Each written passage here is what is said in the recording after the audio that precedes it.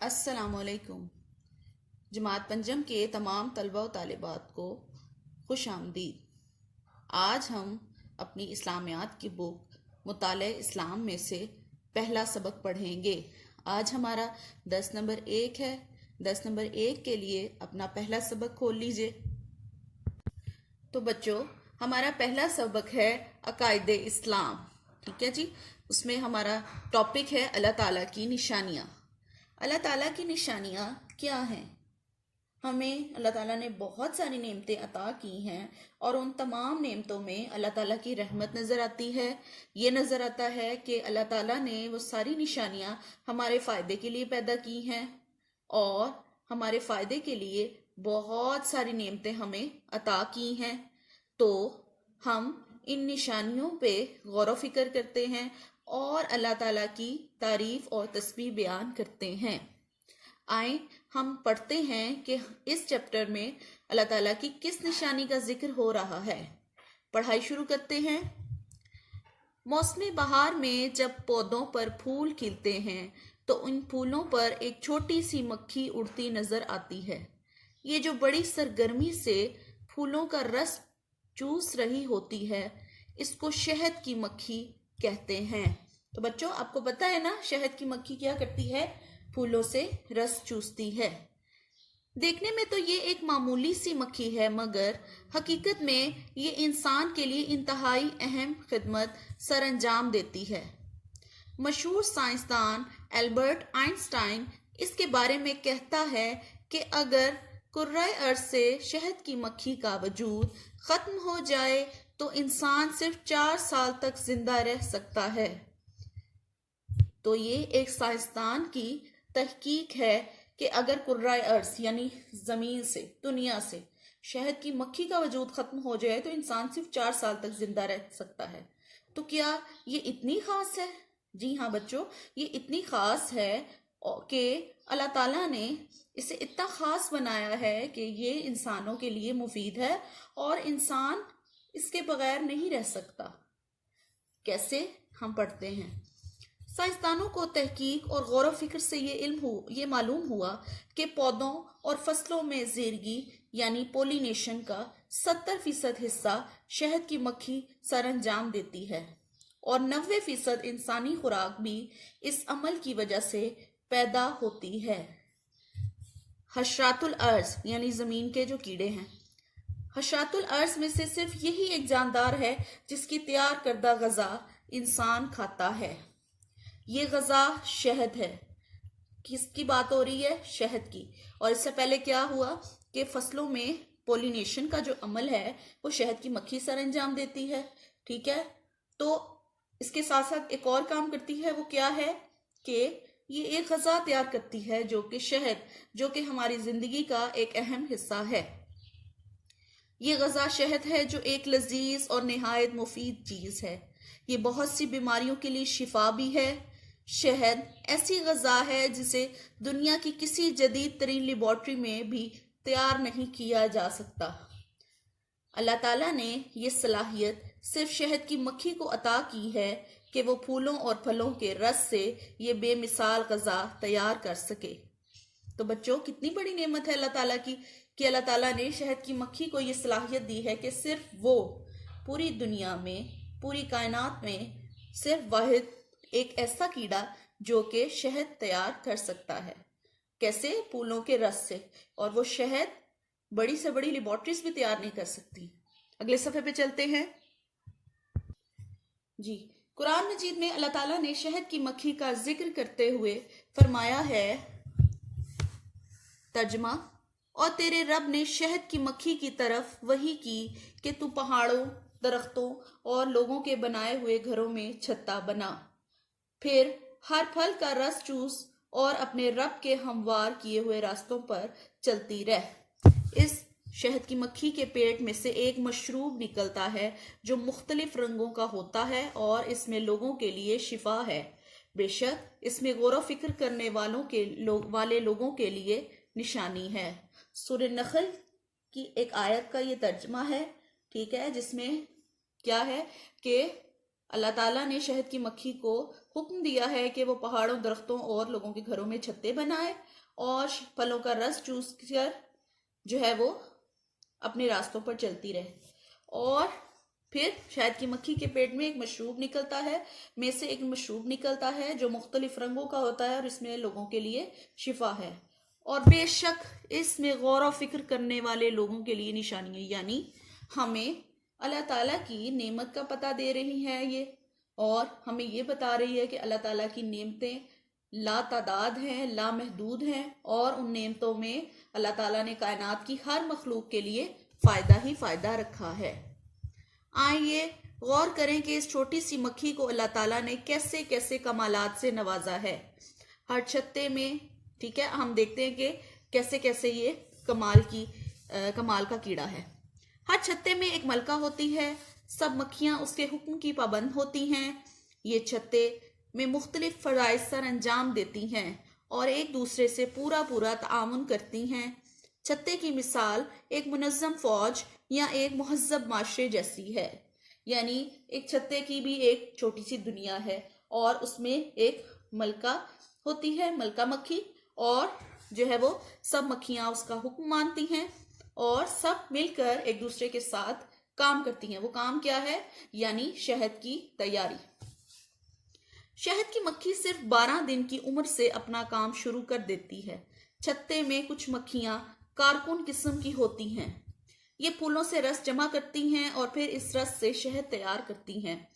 یہ اپنے چھتے سے میلوں دور چلی جاتی ہیں مگر نہ راستہ بھولتی ہیں اور نہ کسی دوسرے چھتے میں داخل ہوتی ہیں. یہ رس جمع کرنے کے لیے صرف صاف ستھرے اور مفید پھولوں کا انتخاب کرتی ہیں. تو پہلے ہم نے ملکہ مکھی کے بارے میں پڑھا، اور اب کارکن مکھیاں کیا کرتی ہیں؟ پھولوں سے رس جمع کرتی ہیں اور اس سے شہد بناتی ہیں، اور اپنے چھتے سے چاہے جتنی مرضی دور چلی جائیں لیکن واپس اپنے چھتے میں ہی آتی ہیں اور صاف ستھرے اور مفید پھولوں کا انتخاب کرتی ہیں. ٹھیک ہے جی. گندے اور بدبودار پھولوں پر نہیں بیٹھتی. اگر کوئی مکھی غلطی سے کسی ایسے پھول کا رس لے آئے تو شہد کا معیار برقرار رکھنے والی مکھیاں اسے چھتے میں داخل نہیں ہونے دیتی. معیار برقرار رکھنے والی مکھیاں چھتے میں داخل ہونے والی ہر مکھی کو چیک کرتی ہیں کہ چھتے میں آنے والی مکھی صاف ستھرے پھولوں کا رس لے کر آئی ہے یا بدبودار پھولوں کا رس. یعنی سب مکھیاں مل کر کام کرتی ہیں، اور اس کے بعد جو ہے وہ کارکن مکھیاں کیا کرتی ہیں؟ رس جمع کرتی ہیں. اور جو معیار برقرار رکھنے والی مکھیاں ہیں وہ کیا کرتی ہیں؟ وہ گندے اور بدبودار پھولوں پر نہیں بیٹھتی. اور اگر کوئی اس طرح سے گندے پھولوں کا رس لے آئے کوئی مکھی تو اسے معیار برقرار رکھنے والی مکھیاں چھتے میں داخل ہونے نہیں دیتی. بعض مکھیاں چھتے کی حفاظت اور پہرے داری پر مامور ہوتی ہیں، یعنی لگی ہوتی ہیں، جو اجنبی مکھیوں اور دوسرے کیڑے مکوڑوں سے چھتے کی حفاظت کرتی ہیں. یعنی ان کے چھتے میں کوئی اور کیڑا یا کیڑا مکوڑا داخل نہیں ہو سکتا. کچھ مکھیاں نئے پیدا ہونے والے بچوں کی دیکھ بھال اور تربیت پر مامور ہوتی ہیں. ٹھیک ہے جی. یہ کون سی ہو گئی؟ تربیت اور دیکھ بھال کرنے والی مکھیاں. ہم نے کون سی پڑھی ہے؟ ملکہ مکھی پڑھی ہے، کارکن مکھی، اس کے بعد پہرے دار مکھی، اور اس سے پہلے معیار برقرار رکھنے والی مکھی، اور آخر میں دیکھ بھال اور تربیت کرنے والی مکھی. یہ بچوں کو کھلاتی پلاتی اور اڑنا سکھاتی ہیں. ٹھیک ہے جی. شہد کی مکھی کا چھتا اعلیٰ کاریگری اور بہترین مہارت کا نمونہ ہے. اس کا ہر خانہ مسدس یعنی 6 کونوں والا ہوتا ہے اور تمام خانوں کی پیمائش بالکل برابر ہوتی ہے. ان میں معمولی فرق بھی نہیں پایا جاتا، گویا ان کو کسی نے انجینئرنگ کی اعلیٰ تعلیم دے رکھی ہو. ماشاءاللہ. تو اللہ تعالیٰ نے انہیں یہ کاریگری اور ہنرمندی سکھائی ہے کہ وہ اپنے گھر کو یعنی اپنے چھتے کو جب بناتی ہیں تو ان کے تمام خانوں کو برابر بناتی ہیں. اور کیا بتایا انہوں نے؟ کہ گویا کسی نے انجینئرنگ کی اعلیٰ تعلیم دے رکھی ہو. جیسے انسان اپنے لیے ایک خوبصورت گھر بناتا ہے اور اس میں ہر چیز کا، اس کی تعمیر میں ہر چیز کا خیال رکھتا ہے، اسی طرح شہد کی مکھیاں بھی اپنے چھتے کو بناتے ہوئے ان سب چیزوں کا خیال رکھتی ہیں اور بہت صفائی سے بناتی ہیں. کائنات میں پائے جانے والی ہر چیز گواہی دیتی ہے کہ اسے ایک اعلیٰ اور برتر ذات اللہ نے پیدا کیا ہے. یہ اللہ تعالیٰ ہی ہے جس نے شہد کی مکھی کو یہ کمالات سکھائے ہیں۔ مچھلی کو تیرنا اور پرندے کو اڑنا بھی وہی سکھاتا ہے۔ انسان کو عقل، فہم اور شعور بھی اسی نے دیا ہے۔ انسان اسی عقل اور شعور کی بدولت دوسرے جانداروں سے بہتر اور منفرد ہے۔ تو بچوں، آپ کو پتہ ہے نا کہ انسان کو اللہ تعالیٰ نے اشرف المخلوقات بنایا ہے اس عقل اور شعور کی بدولت، ٹھیک ہے؟ اللہ تعالیٰ انسان کو اپنی مخلوق پر غور و فکر کی دعوت دیتا ہے تاکہ ہم اصل حقیقت کو جان سکیں۔ یعنی اصل حقیقت سے مراد کیا ہے یہاں پہ؟ تو بچوں، اس سے مراد یہ ہے کہ ہم اس بات کو جان سکیں یا اس بات پر یقین رکھ سکیں کہ اللہ تعالیٰ نے اس کائنات کو اپنی عبادت کے لیے پیدا کیا ہے، اتنی خوبصورت چیزیں بنائی ہیں تاکہ اللہ تعالیٰ نے جن بندوں کو اپنی عبادت کے لیے بھیجا ہے وہ بندے اللہ تعالیٰ کی نشانیوں میں غور و فکر کریں اور اس کی تعریف اور تسبیح بیان کریں، اس کا شکر ادا کریں اور اس کی عبادت میں مشغول رہیں۔ ہمارا فرض ہے کہ ہم کائنات پر مسلسل غور و فکر کرتے رہیں اور درست نتائج حاصل کرنے کی کوشش کریں۔ درست نتائج کون سے ہیں؟ درست نتائج وہی ہیں، یعنی ہم اللہ تعالیٰ کی جو ہے وہ شکر ادا کریں اللہ تعالیٰ کا، اور اس کی نعمتوں پر اس کی عبادت کریں، اور چونکہ ہمارا جو مقصد ہے اس دنیا میں رہنے کا، ہم اس کو اچھے طریقے سے پورا کریں، ٹھیک ہے جی؟ کیا آپ جانتے ہیں شہد کی مکھی کو اللہ تعالیٰ نے پھلوں اور پھولوں کی پہچان کرنے کے لیے 170 خاصے اینٹینا دے رکھے ہیں؟ مکھی کے سر پر اینٹینا ہوتے ہیں نا، تو کتنے اینٹینا دیے ہوئے اللہ تعالیٰ نے؟ 170 جن کی مدد سے یہ جانتی ہے کہ کون سے پھول کا رس مفید ہے اور کون سے پھول کا رس نقصان دہ ہے۔ تو بچوں، آپ نے دیکھا کہ اللہ تعالیٰ کی اس خاص نعمت، اس خاص کیڑے کے ذریعے اللہ تعالیٰ نے جو ہے وہ ہمیں کتنی اچھی کتنی اچھی غذا شہد عطا کی ہے، جو ہمارے لیے شفا کا باعث بھی ہے، اور ہم اللہ تعالیٰ کی اس نشانی پر غور و فکر کر کے اس کا شکر ادا کر سکتے ہیں، ٹھیک ہے جی؟ یہ آپ کا آج کا لیسن ہے۔ ہم اس کی مشق جو ہے وہ اگلی بار کریں گے۔ اس کے ساتھ آپ لوگوں نے جو ہے وہ اس کے مشکل الفاظ جو ہیں وہ آپ نے اپنی کاپی پر لکھنے ہیں۔ سوال جواب آپ کر چکے ہو، سوال جواب میں آپ نے اس کے مختصر سوالات یاد کرنے ہیں، ٹھیک ہے جی؟ اس کے تمام مختصر سوالات جو ہیں وہ یاد کریں گے، آپ مختصر جواب دیں۔ قرآن مجید میں شہد کی مکھی کا تذکرہ کون سی صورت میں ہے؟ شہد کی مکھی کس چیز سے شہد بناتی ہے؟ اللہ تعالیٰ نے شہد کی مکھی کو کہاں کہاں چھتا بنانے کا حکم دیا؟ کارکن مکھیاں کیا کام کرتی ہیں؟ ایک چھتے میں کتنی قسم کی مکھیاں ہوتی ہیں؟ ان کے نام لکھیں۔